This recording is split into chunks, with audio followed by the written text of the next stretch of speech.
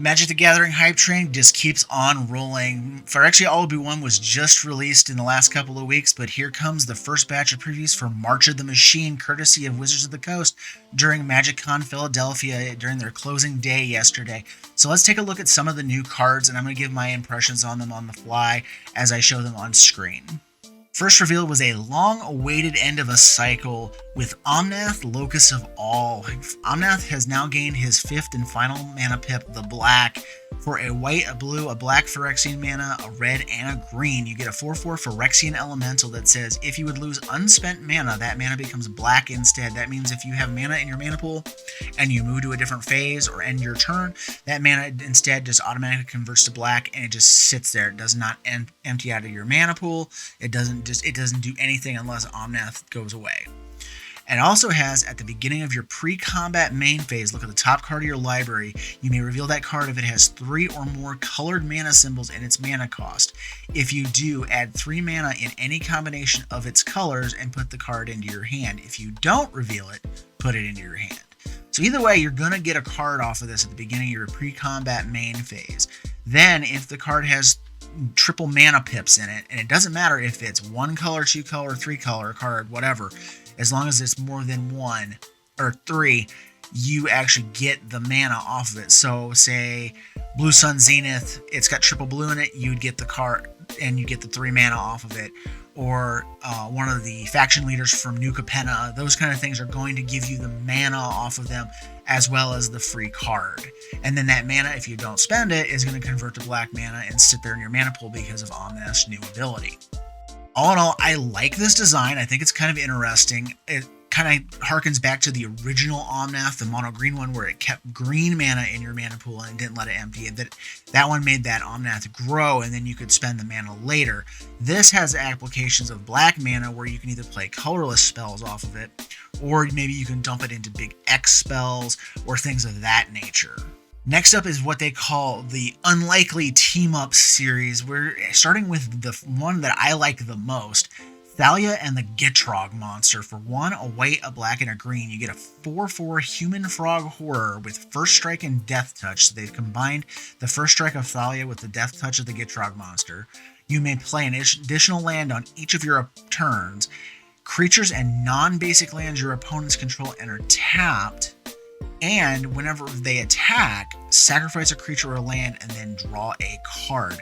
So this kind of takes like elements of both the original Gitrog monster card and the second Thalia, the Heretic Cathar, and mashes them together into one creature. And then you still get a sacrifice trigger, but it's on attack instead of just every upkeep trigger. So this is actually really good. If you've ever played with Glissa Sunslayer in the new set, you know how potent First Strike Death Touch is, and it's on a 4/4 body instead of a 3/3 body. And you get to play the extra lands, and you get the sacrifice and draw trigger, and it has this like Kismet type effect that taps your opponent's stuff as they come in, making it harder for them to play something to block this and kill it. I think this will be a very popular commander, and as long as your opponents don't have their own first striker to deal with this, they're going to be hard-pressed to do anything but try to kill it outright. Next up is one of the more fun combinations they've shown off as well. We have Ghalta and Mavrin. These guys were on Ixalan together as the Vampire Conquistador leader and Ghalta Primal Hunger, which was like the big 12/12 that got cheaper off of itself. So for 3 green, white, you get a 12/12 dinosaur vampire with trample. So it has Ghalta's power and toughness and his trample ability.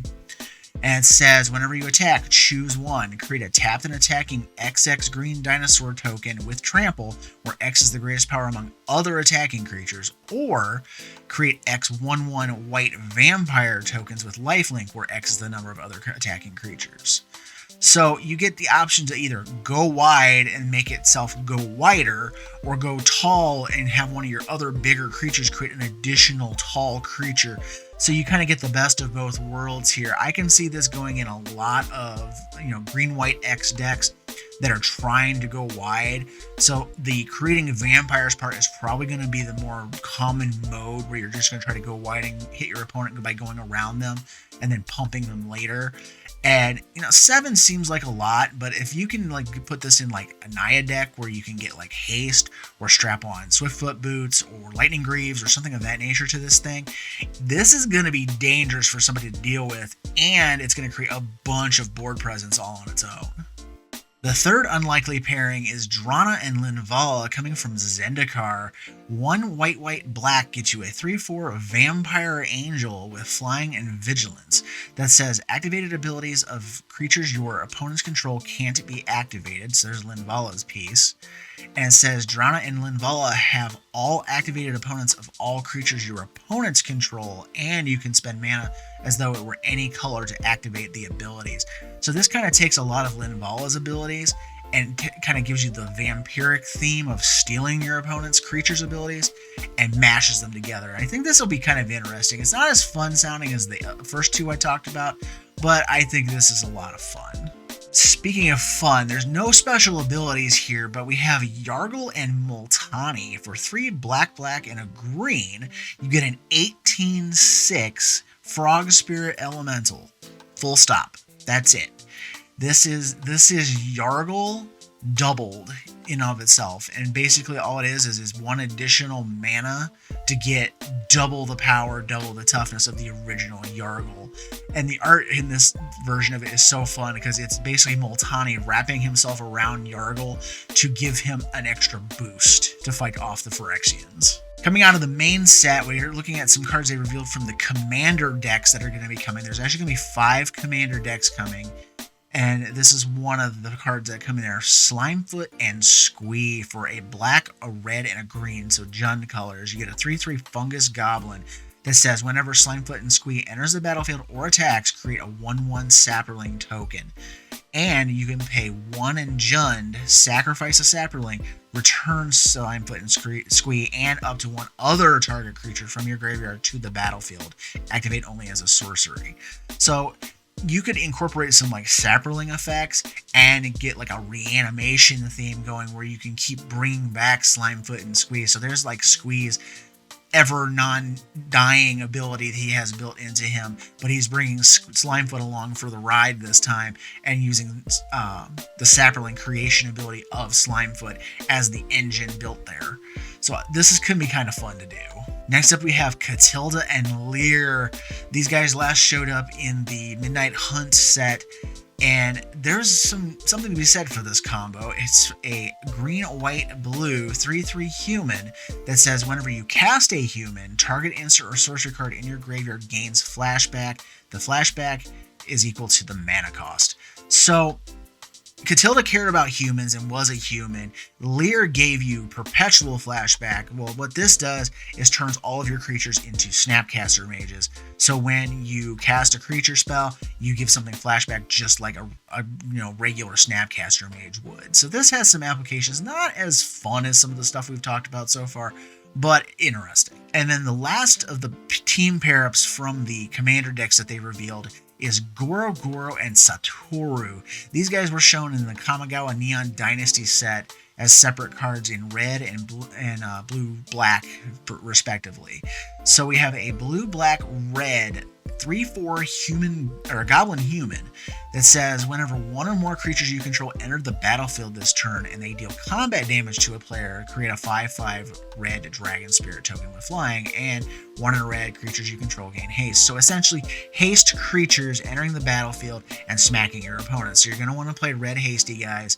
You also have the activation ability on this card to give them haste and hit them at the same time. And as long as 1 of them gets through, you're going to get an additional 5/5 red dragon spirit on top of all of this. This could be really, really powerful in the grand scheme of things, and I'm kind of interested to see what becomes of this card. Now, along with the new legends that are coming in those commander decks, they are also bringing back Plane Chase cards. Plane Chase is a set of cards that you have in a multiplayer game, oftentimes, Two-Headed Giant or Commander or whatever, and you play it out and it modifies the battlefield and does things. So let's take a look. They gave us 3 cards that are going to be coming. Now the set's going to have basically 50 cards in it altogether, 10 in each of the commander decks, and 5 of them in each box or each deck is going to be a reprint from the original Plane Chase, and then 5 are going to be brand new, never seen before ones. This one is Tawashi. It's on Kamigawa. It says modified creatures you control have trample, and whenever this creature deals combat damage to a player or a planeswalker, draw a card. So modified means they are either equipped, they have an aura on them, or they have some kind of counters on them to give them modified. And then when you roll the chaos dice, it says whenever chaos ensues, distribute 3 counters among 1, 2, or 3 target creatures you control. So at the beginning of your turn, you get to roll the chaos dice, and as you're rolling it, you get to distribute the counters when you hit the chaos symbol on the dice. Next up is the Isle of Vesuva, which is on Dominaria, and it says whenever a non-token creature enters the battlefield, its controller creates a token that's a copy of that creature. So you get, 2 of whatever you're casting. And this is a lot of fun, especially if you're already in a token deck that copies things. So like if you have a Mondrak on the board, you're going to get 2 token copies of whatever you're casting. And when you roll the chaos dice and you hit the chaos symbol, it says whenever chaos ensues, destroy target creature and all other creatures with the same name as that creature. So these abilities affect your opponents too. So they're going to get copies of their things too, and all you got to do is blast one of them and all the copies of them will get destroyed as well. And the third and last one they revealed was Spatial Merging. It's a phenomenon card which happens when you go through the deck. It has an ability and then it switches to the next card on the top of the Plane Chase deck.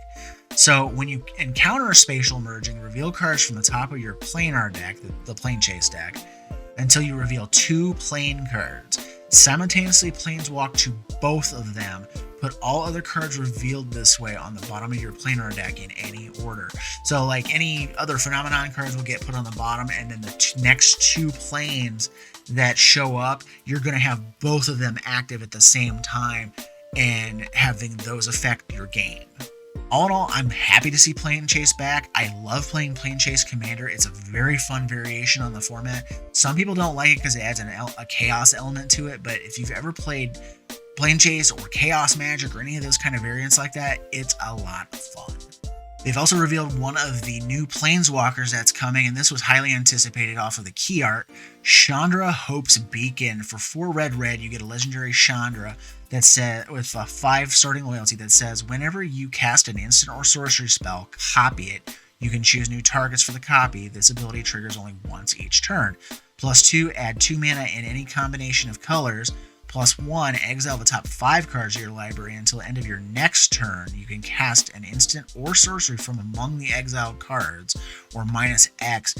Chandra's Hope's Beacon deals X damage to each of up to 2 targets. So you can actually hit 2 opponents with the -X, or hit a creature and an opponent in the face, or 2 creatures, or a planeswalker and a creature. There's combinations are there. Just blast something for 5 right out the gate. Now, if you combine this with something, say, like Sulfum from the new set, then all of a sudden she's going to be able to go -5 and deal 10 to somebody's face and 10 to a creature, or whatever combination you need to do. So there's some flexibility here, but it is a 6 mana cost planeswalker, and those usually don't do the greatest unless they have some really powerful abilities. Now this is powerful, but it does have a little bit of a rein in on it because of the copy restriction of only once per turn. We are also getting a brand new Prater Cycle. We just got the last of the spread out Praters. Well, this set is going to have 5 new Prater versions in them, all at Mythic. And they are just going to have their name. And the one they've revealed so far is Jin-Gitaxias. That's it. For 3 blue, you get a 5/5 Phyrexian Praetor with Ward 2 that says whenever you cast a non-creature spell with mana value 3 or greater, draw a card. Also, it has 3 and a blue, exile Jin-Gitaxias, and then return it to the battlefield transformed under its owner's control. Activate only as a sorcery, and only if you have 7 or more cards in hand. So what does this transform into? Well, it turns into a saga called the Great Synthesis. On Chapter 1, you draw cards equal to the number of cards in your hand. You have no maximum hand size for as long as you control the Great Synthesis. So at bare minimum, this is going to draw you 7 cards. If you manage to get above that before you activate it, you'll draw more. So in all, you're going to have 14 cards in hand when this triggers off and hits Chapter 1 to do basically whatever you want with it. And then Chapter 2, return all non-Phyrexian creatures to their owner's hands. Now, with the introduction of all the Phyrexians in the last set, and what I'm sure is going to be a lot of them in this set too, this is kind of not as good as what it could have been, but it's still pretty decent to bounce a bunch of stuff back to people's hands. And on Chapter 3, you may cast any number of spells from your hand without paying their mana costs. Exile the Great Synthesis, then return it to the battlefield, front face up. So that means you hit Chapter 3, you basically get a free Omniscience, and it bounces back out. Now, it does not say until the end of turn on this, so I'm not sure if that's an editing error or if that's the way this is going to work, but it does not look like the effect ends and you will get basically a perpetual Omniscience off of it unless otherwise said. I mean, I think it's great that we're going to get another set of Praters into the set and with different abilities. And they're powerful, but they're very restrictive on how you get there. But it also feeds into the original form of, like, this one feeds into the original form of Jin Gataxias, where he cared about, the 7 cards bit, where it was like you draw 7 or whatever. And I kind of like that. This could be interesting. I'm going to anticipate the other ones to be just as strong.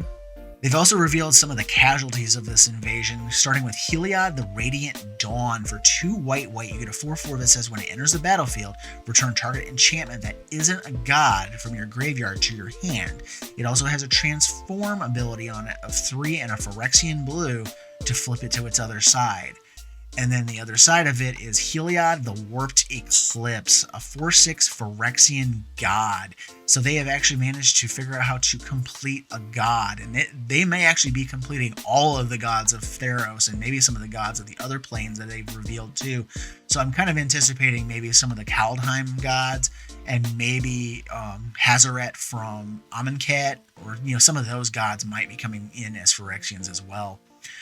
And it says you may cast spells as though they had flash, and spells you cast cost 1 less to cast for each card your opponents have drawn this turn. So this thing is interesting. Like, they've basically outright said that the gods of Theros are vulnerable because they're changing all of the people into on Theros into Phyrexians. And that causes the faith to become corrupted, and it turns the gods into Phyrexians as well. So this is looking kind of nutty. I want to see what other gods got hit here. And then the last thing I wanted to talk about that got revealed, there's some other like minor things, but these are the big stuff here. We have new showcase cards in the line of the Strixhaven Archive and the Lost Artifacts from the Brothers' War that are going to be in frames that match like locations of where they are in the story of March of the Machine. So like Atraxa Praetor's voice here was reprinted in the what do they call that? The Golden Era frame, I think is what it's called. I forget what they're called, but it gives it that Art Deco feel and has her there on New Capenna doing stuff. And there's actually a story beat that was on one of the preview lands that said that Alish Norn sent Atraxa to there to bring it under control because they needed to control the halo that could stop the Phyrexians. So they gave her a showcase in the New Capenna style. And I think that's going to be kind of nice because Atraxa is a very expensive card and it keeps going up ever since the new set was released. So this should help a little bit with that problem. And then the last card they showed, which is also getting this kind of treatment, is Ragavan Nimble Pilferer. 2/1 for a red Monkey Pirate. It comes into play, or when it deals damage to a player, create a treasure and then exile the top card of that player's library, and you can cast it until end of that turn, and it has dash for 1 and a red. This is an expensive card in Modern, and any kind of reprint is great here. And they gave it the Kaladesh frameworks around it, and this art is just awesome. It's got Ragavan sitting on top of something that looks like it's been partially Phyrexianized because he's holding on to a Phyrexian symbol while it's like sitting there. So I think it's a good thing that they are trying ways of getting some of these really expensive cards into the set and trying to get them out there into the wild. It will make drafts kind of funky sometimes, as these archival type things do. But I, for one, am glad to see these kind of things, and I can't wait to see what else they have stuck in this particular set of masterpieces. Well, that's it for now. The official spoilers begin here in about a month, mid-March, and along with the story starting up as well, going into the beginning of April for the spoilers. And then the set releases, I think it's on April 18th or thereabouts. So until then, we will see more things coming out, and the story beats will be revealed, and we will see what happens and who survives the March of the Machine.